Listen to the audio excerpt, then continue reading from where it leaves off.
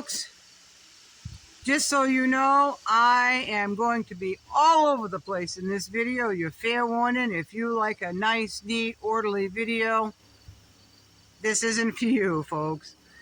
So it's just snippets of little things that I've recorded, little things that have happened the last day since my last video, and it's just odds and ends thrown into one video. So be warned, I think some of it is pretty exciting. I think some of it is educational. Well, for me it was educational. And everybody's got to have an oddball day, and here is my oddball day, folks. I got 16 hens. Rosie and her friends put screens on the door so the flies can't come in.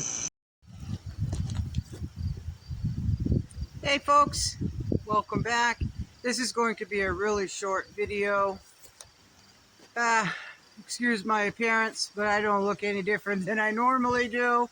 But we've been working sawing lumber today, right? Fresh cut, great big old pine trees. A lot of pitch, folks, a lot of pitch. So, a few things. One, I finally got on to, because I had a notification that somebody tried to, or wanted, or asked permission to join my Facebook page. I hardly ever get on Facebook, folks, and I haven't visited that page for a while, but I really need to start doing that again. So I found that I just happened to be by my phone and I saw the notification, and I went to the notifications, the request to join the group, and there were several of you folks, and I don't know what I did. I ran my thumb down the front of that and I declined all, folks. I didn't mean to do that. So if you intentionally requested to join my Facebook group, and you still want to do that, and you're not offended that I really screwed up and deleted all of them, folks, you can go ahead and request to join again, and I promise I'll keep my thumb the hell out of the way. Okay, I'll pay more attention. So that's one thing.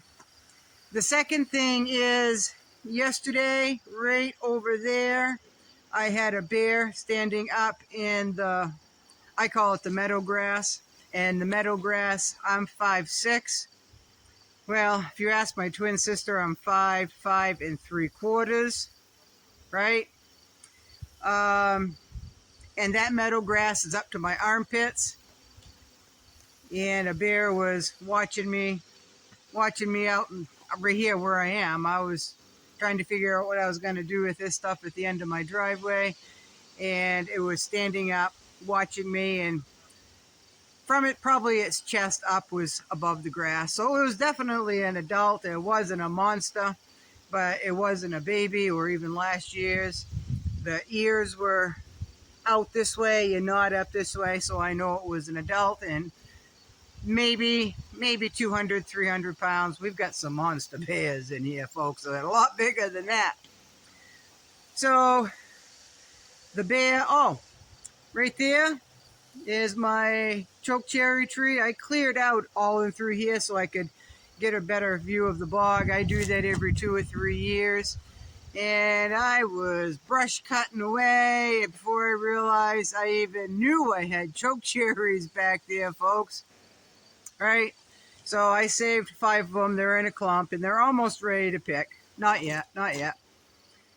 And it poured here yesterday. I don't know how much rain we got, folks, but it poured all day. And not just a light rain. I'm telling you, it was a downpour all day long. So, you know, I was out by my wood pile, and a friend of the family's was up trying to catch my stepdad home, and I was out in the pouring rain and just trying to tidy the tarp on over the top of the wood pile so it didn't get too wet. And he said, I have a feeling there's going to be a lot of chimney fires this year. And I agree. Because even if you had your wood cut and stacked outside, it's been raining too much. Even if you had it covered, it's just too much humidity in the air. The wood is not drying. Everybody's complaining. They're complaining more about their wood piles not being, their firewood not drying, than they are about their gardens not producing. And there's plenty of grumbling about that, let me tell you. So everybody's having a problem. So if you burn wood and you live in Maine, it's pretty hard this time of year, especially the way the weather what the weather we've been having has been like. You know, it's not like we can cut it, split it, and throw it and stack it in the woodsheds. They won't get any air whatsoever. It will take a long time to dry.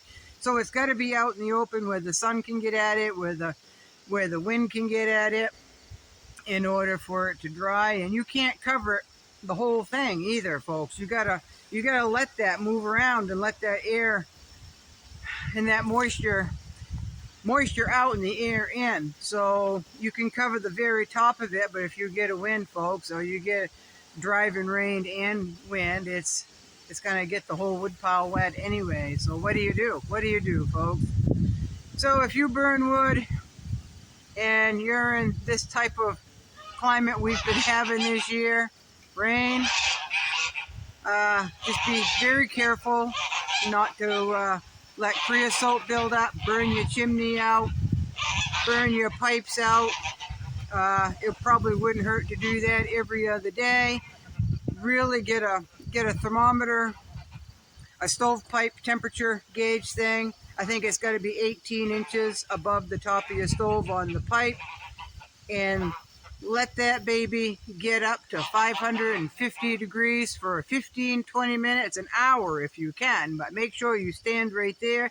And make sure, I like to do mine on a rainy day or a day that it's snowing. That way if embers fly, or if I get a chimney fire, that's half the fire department right there, right? So far so good. Georgia, if you see this, and I'll shoot you an email in probably 3 or 4 days, beginning and middle of next week, I'll know where I stand right there.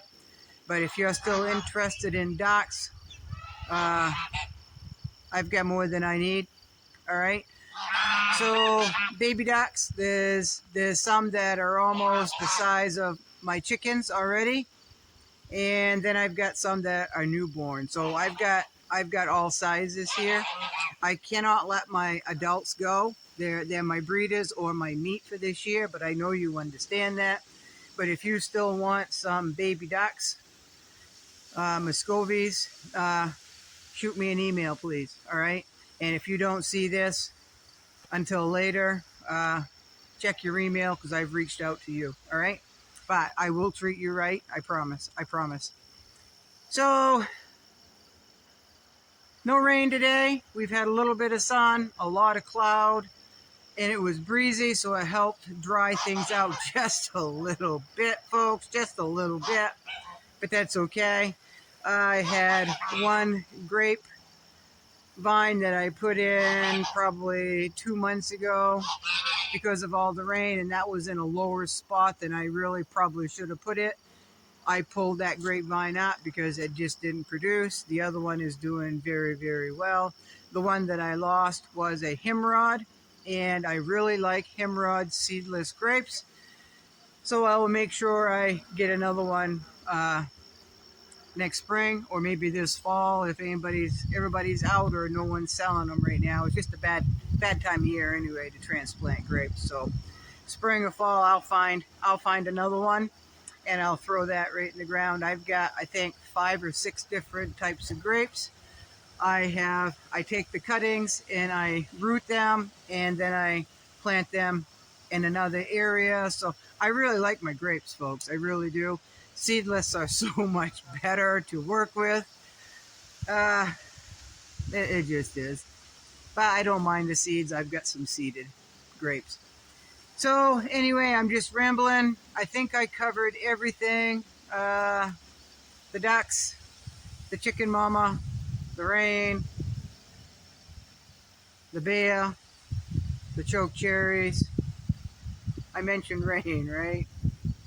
I'm I'm over the rain, folks. I'm just over it. I'd rather have the rain in the summer than if we have a winter this wet as we've had this summer. We're in trouble with a lot of snow, folks. We're really in trouble if this moisture doesn't get out of the air before cold weather. Folks, I am almost 60. I've been in the woods all my life, and I ran across a tree I have never seen before. I couldn't imagine what it was. It looked like my hops blossoms. I couldn't get to it because of all the rain we just had. There was like a small mini river in the ditch. I was on a back road looking for choke cherries, more choke cherries, right? And I saw this tree, and I stopped, got out and looked at it, and all I could smell was citrus. It was like somebody was taking a dump truck or a train load of citrus and just grinding it up. It just smelled like citrus in the air. Of course, the wind was coming from the tree to me, and it smelled so good, folks. I stopped into the local store, and bonus video. I stopped into a store, and the young lady that works there, the one that calls me hippie mama, one of the ones that call me hippie mama, which why I named my channel Hippie Chick. I asked her what this tree was. She didn't know. She got back to me before I even got home and told me that it was a hops hornbeam.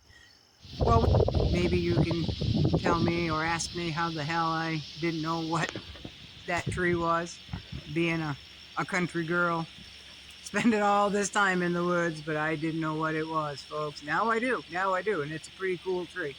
So anyway, snippet here and a snippet there. It's going to be pieced together, folks. It's an oddball video. It's an odd and end video. And y'all take care, folks. Have a good day. Bye-bye.